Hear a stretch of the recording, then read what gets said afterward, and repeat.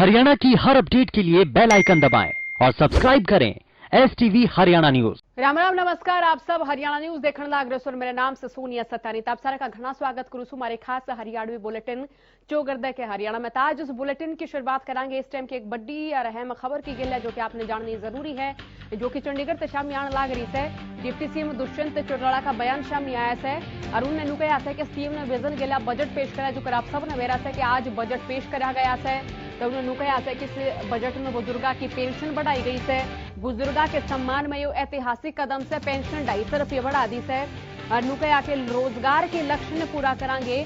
फिलहाल प्रदेश में बेरोजगारी बढ़ने लाग रही है, तो इसमें देखकर उन्होंने भी कहा है कि जो बजट आज सरकार लेकर आई है इसमें रोजगार के लक्ष्य ने भी पूरा कराएंगे। उन्होंने कहा है कि हरियाणा ने कोरोना काल में बेहतर रिकवरी करी है। परिवहन, राजस्व क्षेत्र सहित कई न्यारे क्षेत्रों में बेहतर रिकवरी करी है। डिप्टी सीएम दुष्यंत चौटाला का बजट पर बयान शामिल आया। बोले कि सीएम ने विजन गेला बजट पेश कराया है। इस बजट में बुजुर्गा की पेंशन बढ़ाई गई है। आपने जानकारी दे दिया कि 250 रुपये बढ़ाई है या पेंशन बुजुर्गा की 2050 रुपये से बढ़कर 2500 रुपये होगी से बुजुर्ग पेंशन। इसकी गेला बता दें कि आर्थिक विकास खातर, कृषि और किसाना खातर 6110 करोड़ का प्रावधान करा गया है। शिक्षा, स्वास्थ्य पे फोकस करा गया है। तो डिप्टी सीएम दुष्यंत चौटाला ने कहा है कोरोना काल में हरियाणा ने बेहतर रिकवरी करी। परिवहन, राजस्व सहित कई क्षेत्र में बेहतर रिकवरी और सीएम ने विजन गेला बजट पेश करा है। बुजुर्गा की पेंशन बढ़ाई है। बुजुर्गा के सम्मान में जो ऐतिहासिक कदम है।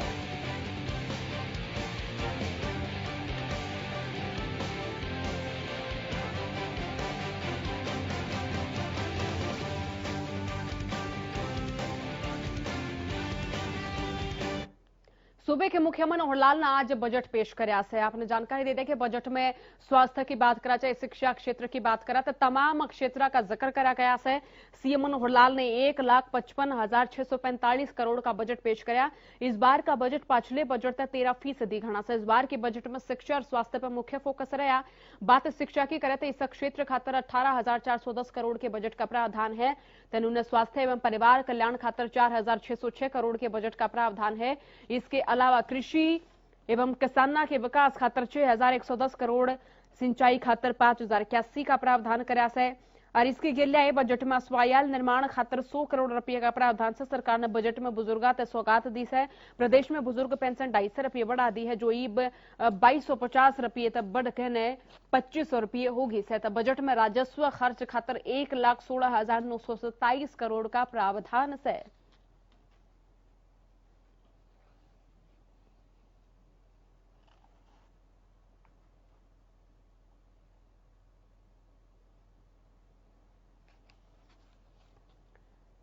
तो आपने बता दिया कि इस बजट में पिछले बजट से 13% की बढ़ोतरी करी गई है।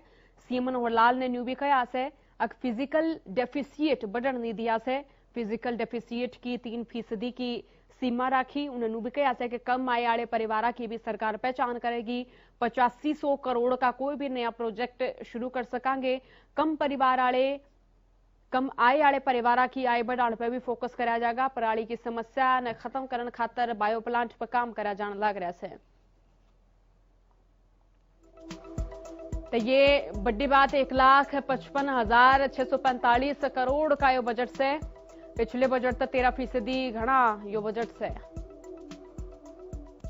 राजस्व खर्च खातर 1,16,927 करोड़ रुपये। मुख्यमंत्री परिवार समृद्धि योजना खातर 10,798 करोड़।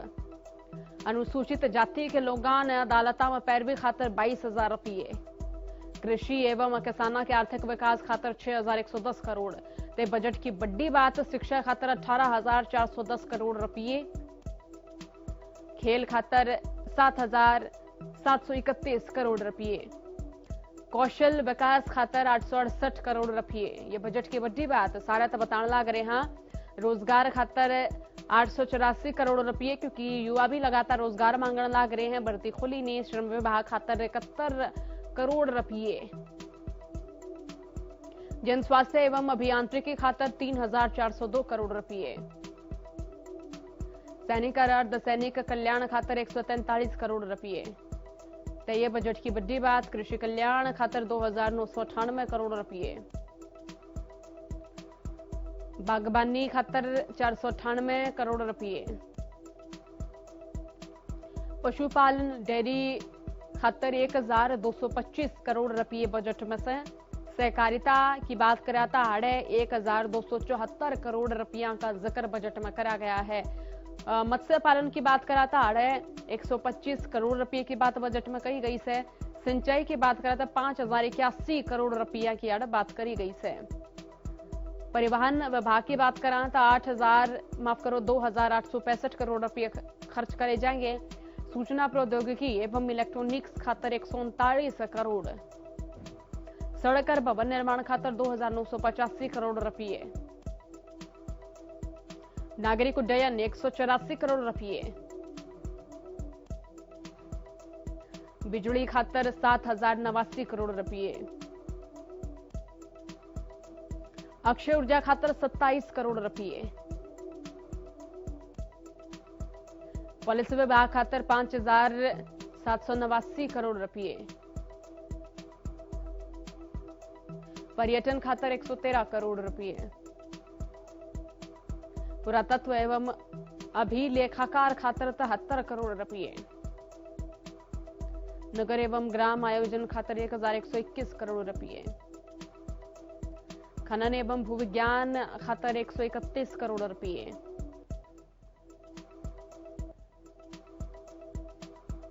पहले चरण में 1,135 आंगनवाड़ी केंद्र अपग्रेड होंगे। 4,000 आंगनवाड़ी केंद्र प्लेवे स्कूल में अपग्रेड होंगे, 8 प्लेवे स्कूल खोले जाएंगे। दूसरे चरण में 3,865 आंगनवाड़ी केंद्र प्लेवे स्कूल में अपग्रेड होंगे। जरूरतमंदा ने 6,000 रुपये वार्षिक वित्तीय की सहायता। किसानों की आय दोगुनी करना सरकार का लक्ष्य से। किसानों ने घर घर मिलेगी मृदा जांच की सुविधा। SYL निर्माण खातर 100 करोड़ रुपए का प्रावधान कराया साढ़े। भूजल खातर मेरा पानी मेरी विरासत योजना की शुरुआत सरकार ने कर रखी है।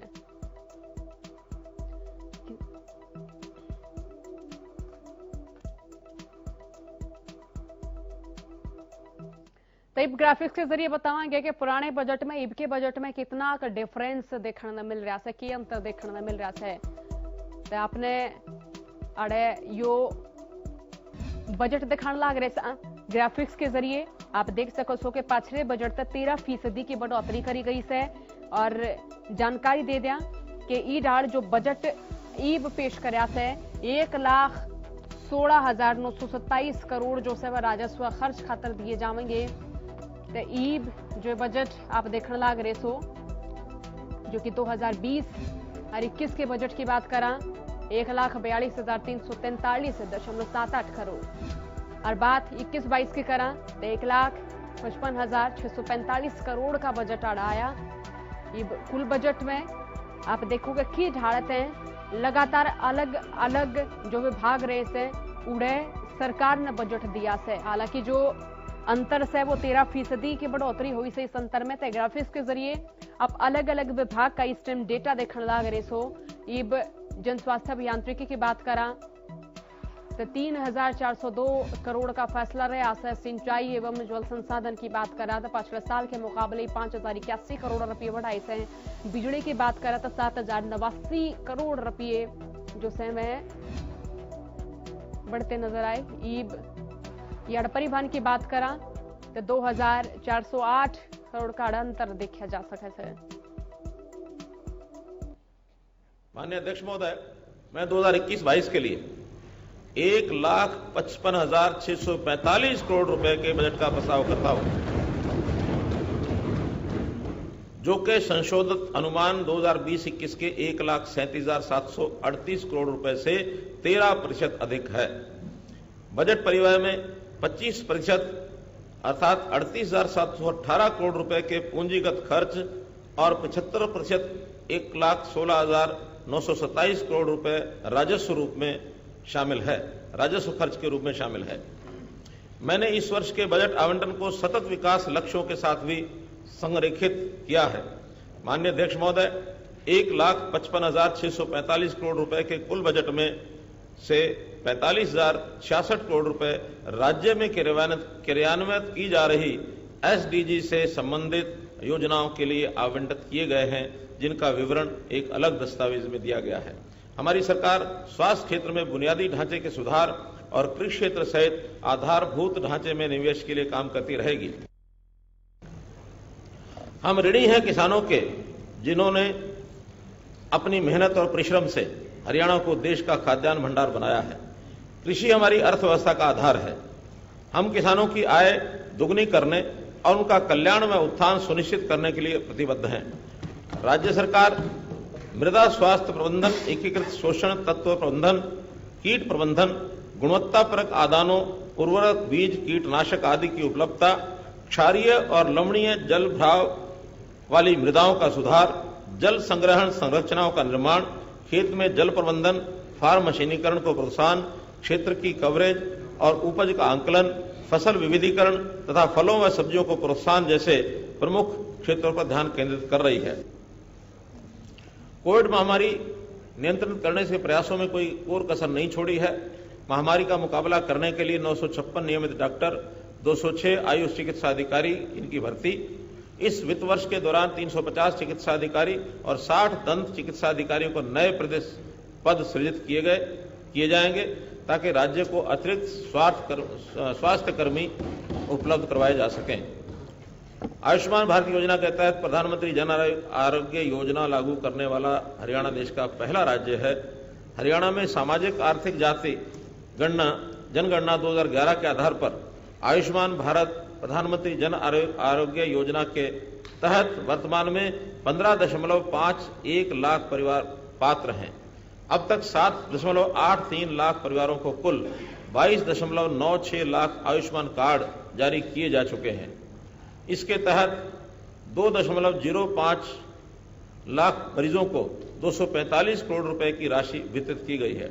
हरियाणा में तकनीकी शिक्षा का उद्देश्य कुशल मानव शक्ति पैदा करना है, जो राज्य के सामाजिक आर्थिक विकास के लिए, उद्योग और समाज के लिए प्रासंगिक हो।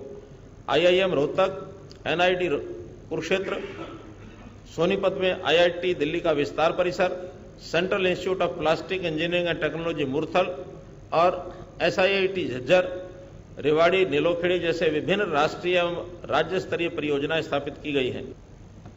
मैं बजट अनुमान 21-22 में 18,410 करोड़ रुपए परिव्यय का प्रस्ताव करता हूं, जो संशोधित अनुमान 2020-21 के 15,629 करोड़ रुपए से 17.8% अधिक है। 18,410 करोड़ रुपए में से 9,000 करोड़ रुपए प्राथमिक, 6,899 करोड़ रुपए माध्यमिक, 2,793 करोड़ रुपए उच्चतर और 705 करोड़ रुपए तकनीकी शिक्षा के लिए हैं। हमें अपने वैज्ञानिकों पर गर्व है, जो कोविड-19 के लिए स्वदेशी वैक्सीन विकसित करने में सक्षम हुए हैं। कोविड-19 महामारी के प्रतिकूल प्रभाव को कम करने के प्रयासों के लिए माननीय प्रधानमंत्री जी के नेतृत्व की विश्व भर में सराहना हुई है, जिन्होंने आत्मनिर्भर भारत का आह्वान किया है, जो 130 करोड़ भारतीयों की क्षमता और कौशल में उनके विश्वास की अभिव्यक्ति है। भारत सरकार ने लगभग 27.1 लाख करोड़ रुपए के संचित वित्तीय प्रोत्साहन के साथ चरणों में इस आर्थिक पैकेज की घोषणा की है। हरियाणा ने भी कोरोना संक्रमित लोगों को कुशल स्वास्थ्य सेवा प्रदान करके तथा समाज के जरूरतमंद वर्गों तक राहत पैकेज जैसे कि भोजन, नकदी और अन्य मूलभूत वस्तुएं और सेवाएं तेजी से पहुंचाकर कोरोना वायरस के प्रसार पर अंकुश लगाने में काफी अच्छा काम किया है। हमने कोरोना के कारण केवल 1.11% मृत्यु दर के साथ लगभग 98% रिकवरी दर हासिल की है। पूंजी निवेश के माध्यम से हरियाणा की अर्थव्यवस्था को सुदृढ़ बनाना इस वर्ष के बजट का मुख्य केंद्र बिंदु है।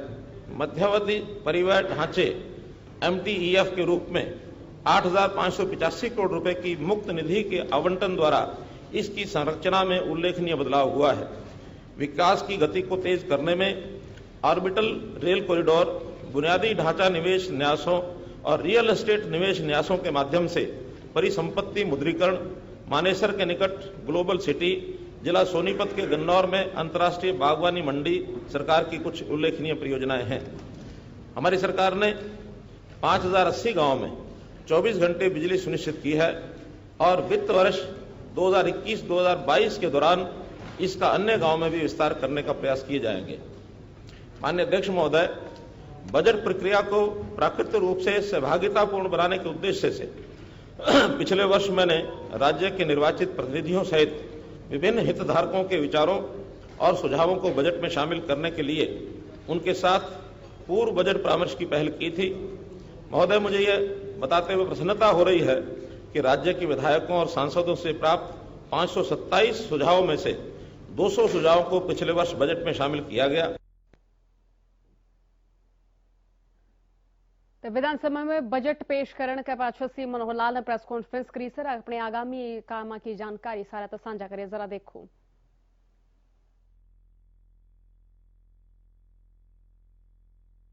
बजट कोरोना का जो पीरियड था उसकी कठिनाई आप समझते हैं सारी। उसके बावजूद भी हमने जो पिछला बजट था उसमें 13% की वृद्धि की है। इस बार का बजट जो हमारा है 1,55,000 करोड़ रुपए का ये बजट हमने पेश किया है। और इसमें जो फिस्कल डेफिसिट होता है वो 3% की पहले सीमा रखी होती है, बीच में कभी कभी ज्यादा भी जाता रहा होगा, लेकिन हमने उस फिस्कल डेफिसिट को भी बढ़ने नहीं दिया है। बावजूद इसके कि हमारे रेवेन्यू भी कुछ न कुछ कम हुए हैं। जो हमको एक्स्ट्रा लोन लेने की एक सहूलत थी, जो पिछली बार डेट हमने प्रपोज किया था, उस समय से इतना हमने नहीं लिया। केंद्र सरकार ने एक नया प्रावधान दिया है कि इस बार उस लोन को आप आगे के लिए भी अपने जो प्रोजेक्ट्स हैं अगले साल में उसका उपयोग कर सकते हैं। बिना रिवाइज्ड एस्टीमेट में जाने के 8,500 करोड़ का एक कुशन हमारे पास आ गया है और इस 8,500 करोड़ के कोई भी चीज बिना रिवाइज बजट के जाने के उसको सरकार द्वारा कराया जा सकता है। मुख्यमंत्री अंत्योदय परिवार उत्थान योजना, इसमें जैसा परिवार पहचान पत्र की हम बार बार बात कर रहे हैं, पहले तो कोई भी योजना होती थी हम अनाउंस करते थे, जनता में से जिनको डिमांड करनी होती थी वो आके डिमांड करते थे। अब ऐसा नहीं होगा, बल्कि हम हरेक परिवार की पहचान करेंगे और उसमें लोएस्ट इनकम ग्रुप का कौन व्यक्ति है ये सरकार अपने आप ढूंढेगी कि ये है यानी कम आयु आय के परिवार, तो उनको कैसे आर्थिक स्थिति कैसे संभाली जाए, उनका उत्थान यानी परिवार के उत्थान को ध्यान में रखते हुए कौन कौन सी विभाग की स्कीमें हैं जो उनके लिए उपयोगी हो सकती हैं, ये हम योजना बनाएंगे ताकि उस परिवार को जो लोवेस्ट वन है उसको कैसे उस लोवेस्ट वाली कैटेगरी से ऊपर करके सबके साथ मिलाया जा सके। अब हर खेत का सैंपल उसकी टेस्टिंग करा करके मेरी फसल मेरा ब्यौरा में जोड़ा जाएगा। उस टेस्टिंग के लिए लैब्स तो बनेगी ही, साथ में स्कूल और कॉलेज जहां साइंस के विद्यार्थी हैं वहां भी हर जगह लैब होगी, मिनी लैब, और इसमें आवश्यक टेस्ट जितना मिट्टी का है हर एकड़ का वो उसका लिया जाएगा और मेरी फसल मेरा ब्यौरा में डाला जाएगा। वैज्ञानिक जो है उसमें अनुशंसा करेंगे, रिकमेंड करेंगे कि इस खेत में ये चीजें बोने से लाभ होगा। कंप्रेस्ड बायोगैस सेंटर्स और कंप्रेस्ड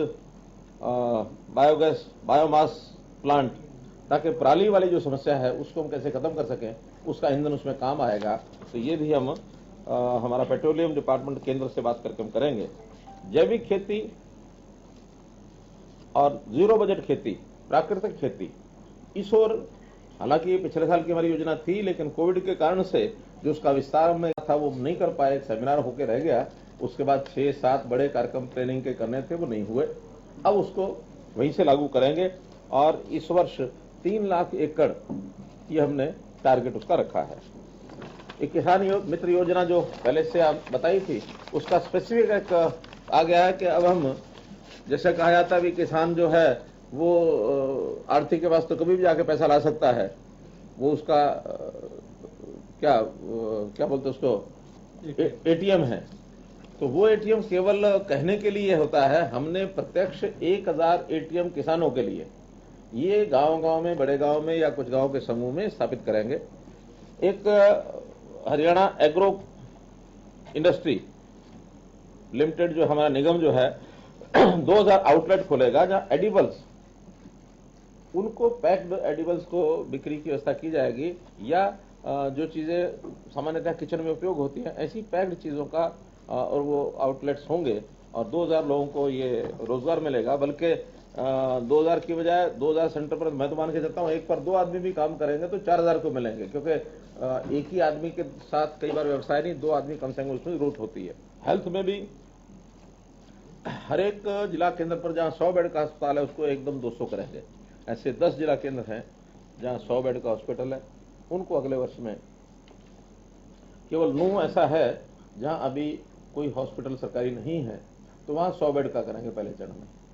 बाकी जगह जहां जहां 100 है वहां 200 करेंगे। फिर हमने वेलनेस सेंटर का जो प्रधानमंत्री जी ने जब घोषणा की थी उस समय हमारे 20 वेलनेस सेंटर मैंने बनाए थे। 1000 वेलनेस सेंटर बनाने के लिए, क्योंकि व्यक्ति बीमार ना हो उस पर हमने आगे बढ़ना है। केवल हेल्थ सर्विसेज बढ़ाना ये उसका उपयोग नहीं है, बीमार ना हो ये उससे पहले किया एक चरण है, फर्स्ट स्टेप यही है।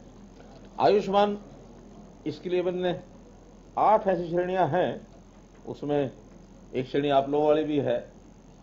आप लोगों की बार बार मांग आती है कि हमारा कह करके भी हुआ नहीं है, उसका एक सिस्टम बन गया है और उसमें आय आधारित ये सिस्टम बनेगा। 1,80,000 की आय को तो पूरे का पूरा 5 लाख का लाभ मिलेगा, लेकिन 5 लाख तक की आय का वो अनुपातिक लाभ या तो देंगे, स्कीम बनाएंगे, या फिर उसमें कुछ प्रीमियम ऐड करेंगे और उसके कारण उसके साथ फिर 5 लाख की। फिर नई शिक्षा नीति के बहुत से प्रावधान हैं, उनको 2030 तक लागू करने की बात कही गई है केंद्र सरकार के द्वारा। हम उसको 2025 तक लागू कर देंगे, ऐसा हमने शिक्षा मंत्री जो केंद्र के हैं निशंक जी, उनको मैंने कहा है कि इसी में जो आंगनवाड़ियां हैं उनको अपग्रेड किया जाएगा, उसमें 4000 प्ले वे स्कूल उसी में। તેનું કૃષિ મંત્રી જેપી દલાલને કહ્યા છે કે यो बजट उम्मीदा का बजट है, इसने कृषि क्षेत्र में भी घना फायदा मिलेगा। इसके साथ ही उन्होंने भी कहा कि कोरोना काल के दौरान प्रदेश सरकार ने जो घाटा देखा था उसकी रिकवरी भी तावड़े करी जाएगी। सोनो की बोलिए। डीजल के दामों में भी रियायत मिलेगी इस बजट के सत्र के दौरान। ये तो प्रदेश सरकारों, हमारा जो स्टेट का टैक्स है, हमारे पड़ोसी प्रदेश है, पंजाब है, राजस्थान है, या दूसरी सरकारें हैं, पहले से ही कम है। और इसका समाधान तो जो जीएसटी में आ जाएगा तब सभी प्रांतों में वो बाध्य होना पड़ेगा कि एक जैसा रेट हो। सर, बात करें स्वास्थ्य के क्षेत्र की, पिछली बार से बजट इस बार स्वास्थ्य क्षेत्र में बढ़ाया गया है, शिक्षा क्षेत्र में भी बढ़ाया गया है, तो कैसे देखें थे तमाम बजट में? हमारा रेवेन्यू कलेक्शन जो है कोरोना के बावजूद अच्छा 10-11% बढ़ा है पिछले साल के मुकाबले, और हमारी एलोकेशन भी बढ़ी है, और हमने जो कर संग्रह करके सही जगह जो ग्रामीण क्षेत्र है उसमें देने का काम इस बजट के माध्यम से होगा। तो आप संतुष्ट हैं इस बजट से? बहुत। कृषि के लिए मुझे यही उम्मीद थी कि किसान हितैषी बजट होगा, और ये किसान हितैषी बजट है। तो ये थे कृषि मंत्री जेपी दलाल, जिनका साफ तौर पे कहना है कि किसान हितैषी जो बजट हमने किसान हितैषी बजट की जो हमने उम्मीद की थी वो किसान हितैषी बजट सामने आया और संतुष्ट हैं वो इस बजट से। कैमरामैन संजय सिंह के साथ